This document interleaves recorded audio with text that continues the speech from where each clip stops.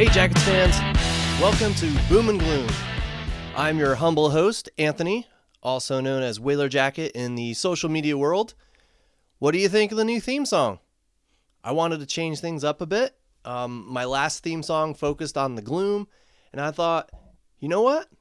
We talk about so many negative things on this podcast, might as well have a more upbeat theme. I mean, the last theme song's name was No Chance. It really was called that. That was its title. Its title was No Chance.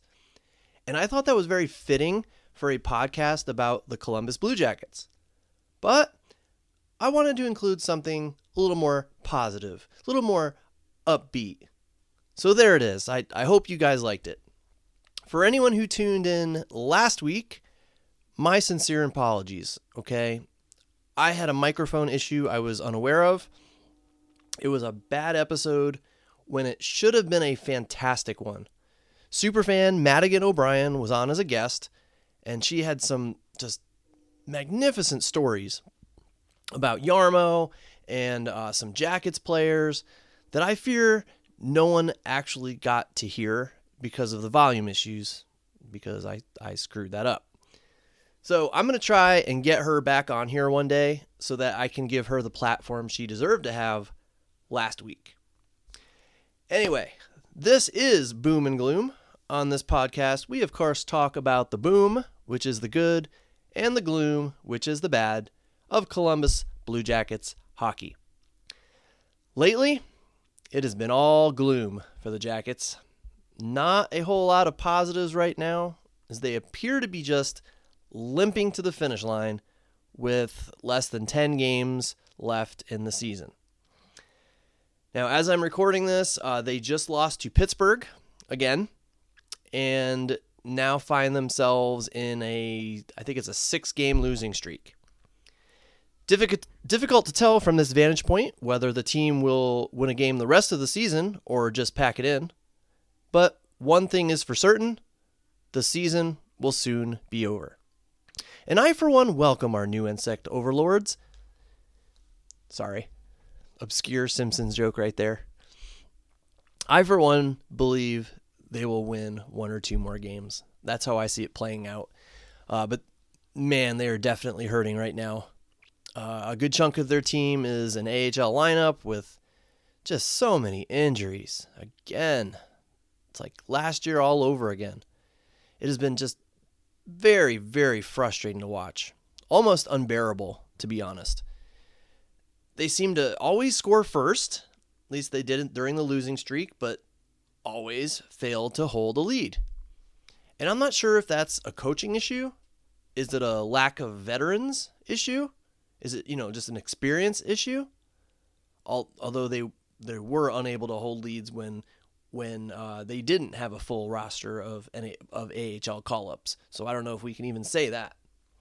I honestly think it's a combination of all three. It's just, they've been beaten down all year. And now you have all these injuries. So here we are, and I find myself looking forward to getting Alex Nylander back into the lineup. Isn't that strange or sad? I mean, I'm looking forward to getting Alex Nylander back into our lineup so we have a little more experience. And I'm saying that despite the fact that he has spent most of his recent career in the AHL. It's just a sad state of affairs for the Blue Jackets right now. A few bright spots to note. Cole Sillinger continues to have a solid season. He's not putting up huge numbers. He's not doing anything super flashy. He's just, playing a solid game and not making a whole lot of glaring mistakes. Tarasov, I think he's looking more and more comfortable in goal. I'm not saying he's showing he's an all-star, but he's looking more comfortable. He's looking more solid. And contracts aside, if I had to keep one of our goaltenders right now, it's Tarasov, hands down. Another bright spot, Matthew Olivier. He has been pretty darn solid with the expanded role he's been given. He scored one against Pittsburgh. He's been on the penalty kill, and he generally he gives other teams the message, hey, don't mess with us or you're going to have to deal with me. So I see that attitude he has. I see that what he brings to the team, and I like it. Okay. I've really come to like Matthew Olivier, especially what he said in the game. I want to say it was Arizona, but I can't remember exactly which game it was where he said, that was embarrassing, to be honest. I don't know what the hell we were doing out there. Just brutal honesty. The guy just gets it. And, I wasn't a huge fan of him signing with the Jackets, but he's really earned it for me. I really like Matthew Olivier. But other than that, I can't think of a whole lot of bright spots that really stand out to me. This has definitely been a tough season. Obviously we're Blue Jackets fans. Of course it's a tough season for us. Now, I knew our chances of making the playoffs were going to be slim to none when we started the season.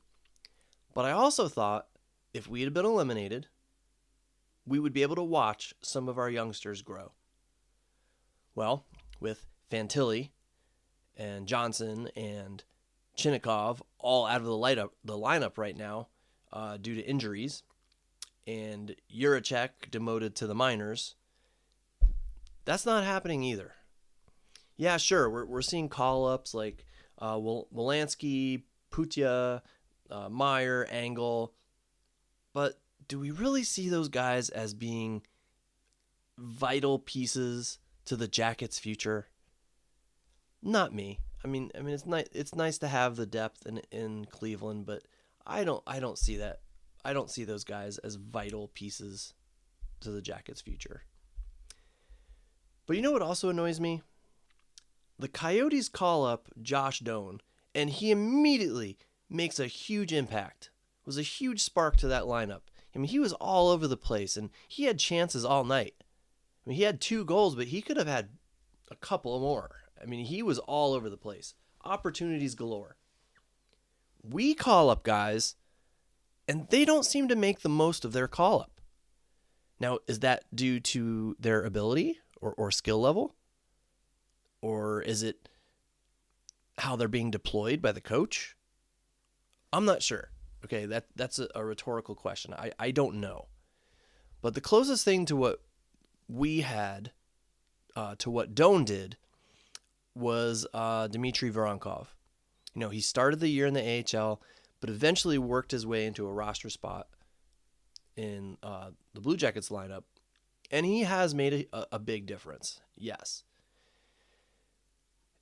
If we're not going to make the playoffs, and obviously we're not, it would be nice to have a call-up, jump into the lineup, and be this spark, this catalyst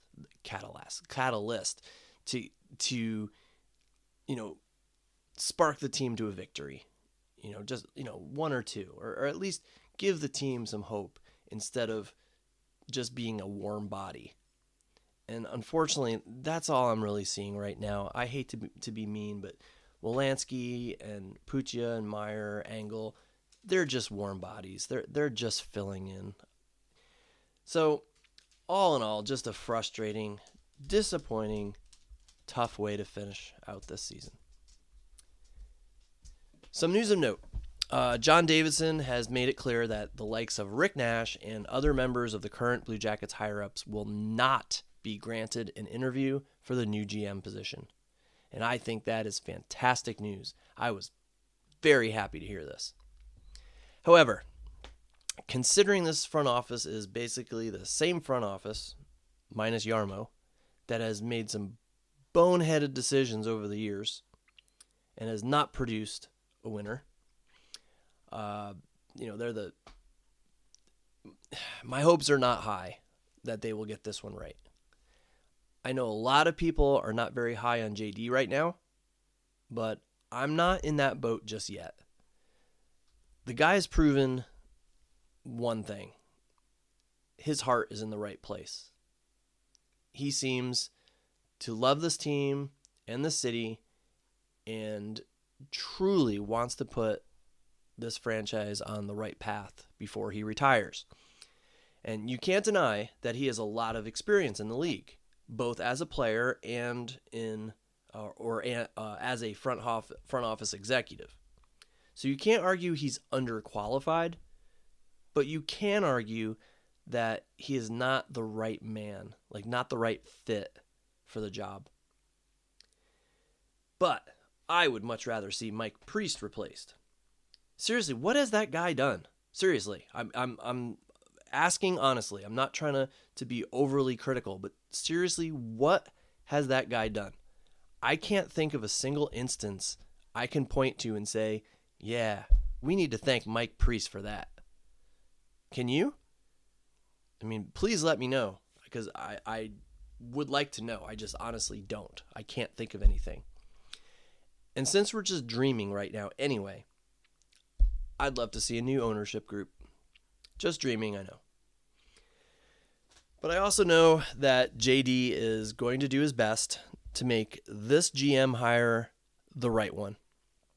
I think he cares less about his job being on the line and more about giving the city of Columbus the winning team we've all been waiting for.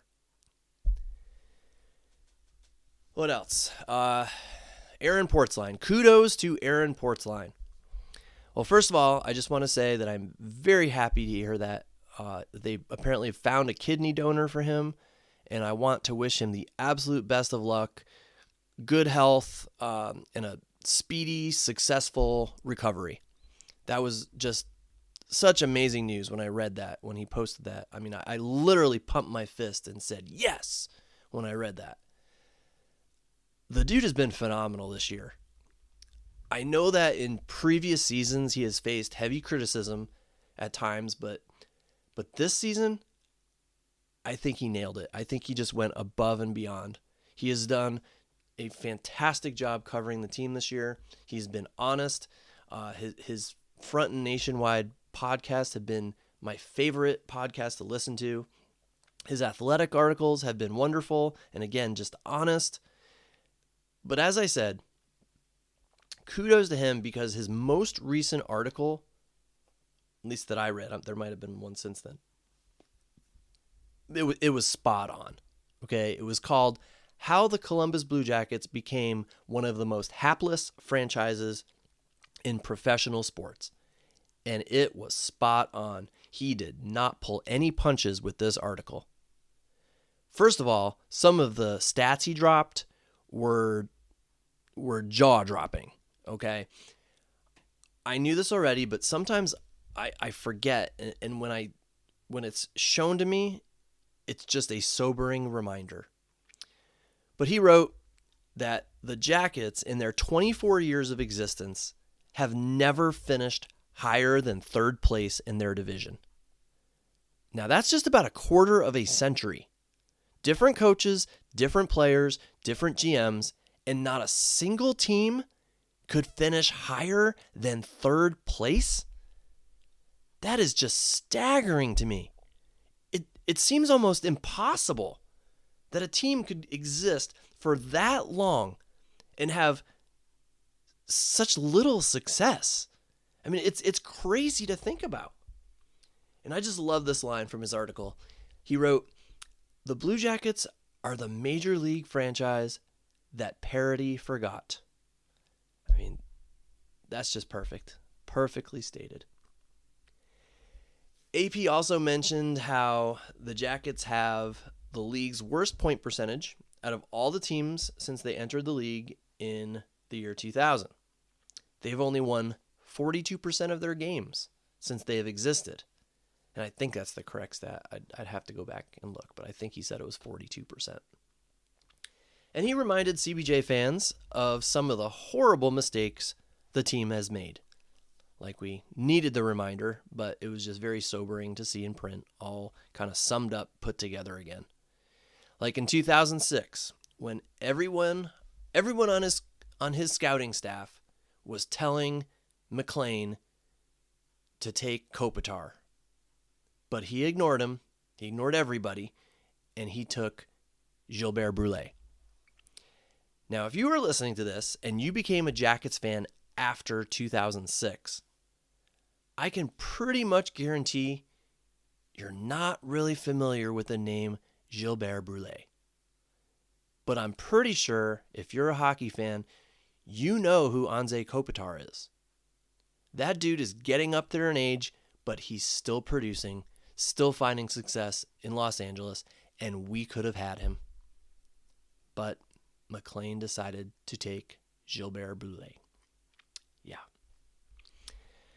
There was the Nikita Filatov debacle. Philly don't do rebounds. Still can't believe he said that. There was the Jeff Carter debacle, the Pierre-Luc Dubois debacle, and of course, the Babcock debacle. It's almost like this team has been trying to trip over its own feet for 24 years. But I think the most damning comment from Portzline was this one. The new GM is likely to come from outside the building, Davidson has said.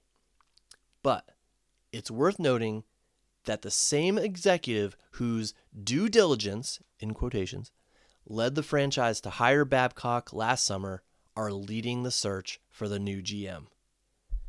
That was just a well-placed slap in the face, and I think much needed.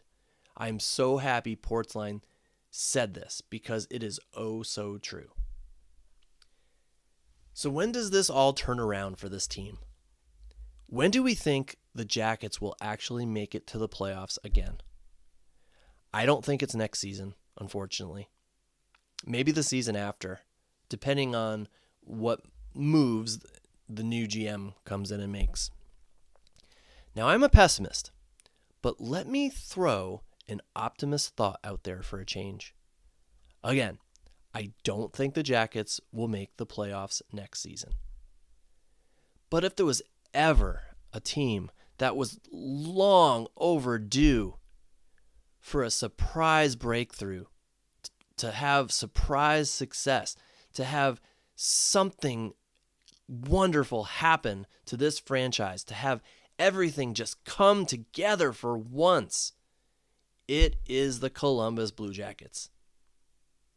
If memory serves me correctly, 1 year in the relatively recent past, I can't think of how long, but the New Jersey Devils were a bottom dweller team. And the next year, they did a complete 180, made the playoffs, and have been, kind of an upper level team since then. Could this maybe happen to the Jackets? Maybe? I'm not a salesman, but let me try to sell you this idea, okay? But keep in mind, my prediction is that they're not going to make the playoffs. I am simply offering the sales pitch to be considered as a possibility because anything can happen, right? Okay, so here's my sales pitch to you.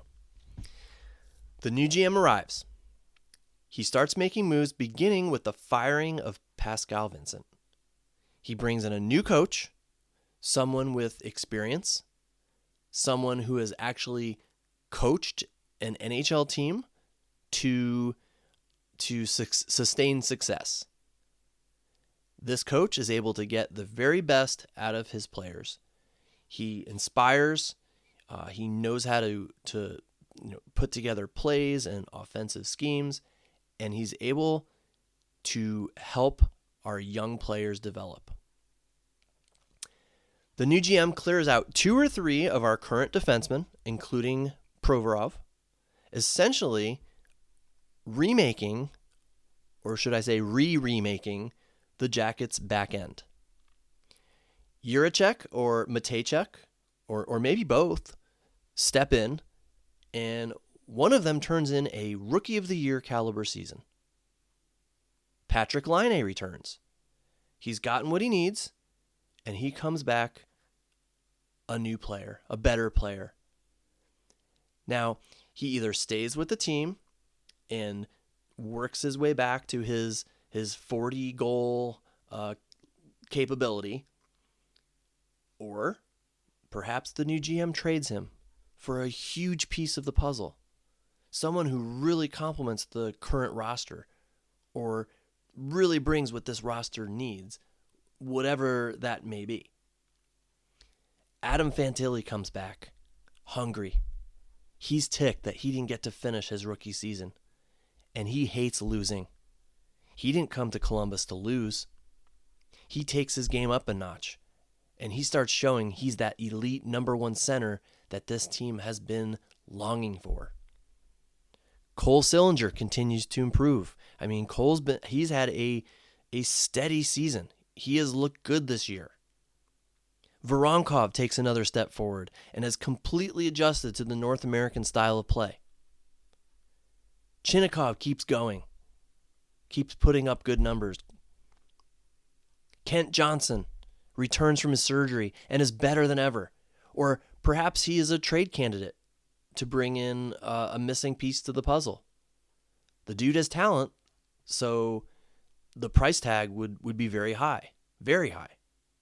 Or maybe he's still recovering from his injury, so he spends some time in Cleveland, gets some confidence, gets his game together, and comes up and makes his mark on this roster.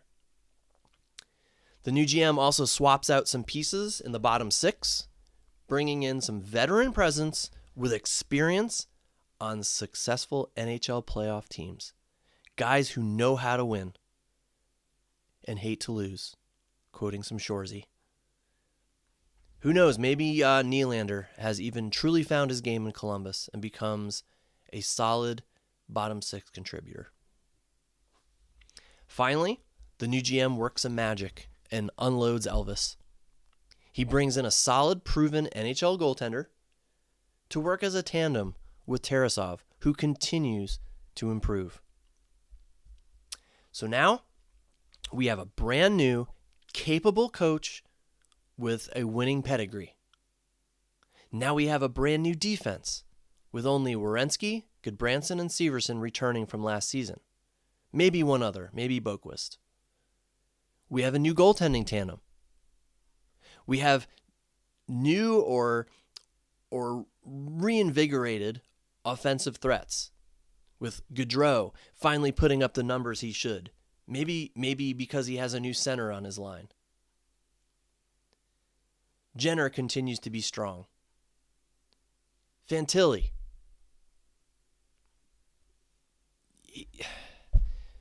Fantilli is just, he has so much talent. Maybe we'll see that come out next year. Or maybe Gaudreau ends up working with someone we're not even thinking of. Maybe someone from a trade. But he's back to form. Gaudreau's back to form. You have Laine back to form, where you have whoever they got for a trade, got for him via trade. Then you have the Fantillis. And then you have Marchenko and Chinnikov for secondary scoring. Throw in an even more improved Sillinger and a healthy, motivated Kent Johnson, or perhaps a replacement. Then you have Gavin Brindley, you have Jordan Dumais, and some others in the AHL who are just chomping at the bit for their chance to prove themselves in the NHL. And you have a fan base, as always, cheering them on, supporting them every step of the way. And it magically, it all just works. It finally comes together, and for once, we are the surprise team of the NHL. We are this year's Winnipeg or Vancouver. We are the surprise team that takes that next step. So that's my pitch, ladies and gentlemen. I think that team right there could be very New Jersey-esque from a few years ago. A team with something to prove. Now, do I think it's going to happen? No. But do I think it's a possibility? Absolutely. Because you know what? We are due. We are overdue. And again, I'm a pessimist, but the last few years, there have been some things that have started to go right that probably would never have happened years ago. We got a big name free agent to sign with us, Johnny Gaudreau. We got an elite center talent at the draft, Adam Fantilli. And we were finally awarded an outdoor game. One might say it is time. Time for Nationwide Arena to explode with excitement. Time for, an unexpected but magical change to take place. Do you believe it could happen? It could. I do. I believe it could happen. Crazier things have happened. So how is that for some optimism from this notorious pessimist? Now, please don't flame me. Don't flame me on social media. I'm telling you that I don't think that they will make the playoffs next season. I am simply saying that long shots do pan out once in a great while. And this team is overdue for something awesome to happen to them. All we have is hope, Jackets fans. So let's hope together that we are pleasantly shocked out of our minds next season. And if not, then let's at least hope that they will show that they are trending in the right direction for a playoff run in 2025-2026. So now that I have filled you with hope and optimism, I'm going to sign off for now. I hope to get back to having guests soon with my correctly functioning microphone. So feel free to DM me if you are interested in coming on the show sometime, talking CBJ hockey with me. I'm always looking for new voices, new fellow fans to talk with me. You can find me on Twitter at WhalerJacket, and I hope you enjoyed this episode of Boom and Gloom, and I hope you'll come back and give it a listen again next time. Have a great weekend, everyone. A great week, and go Jackets.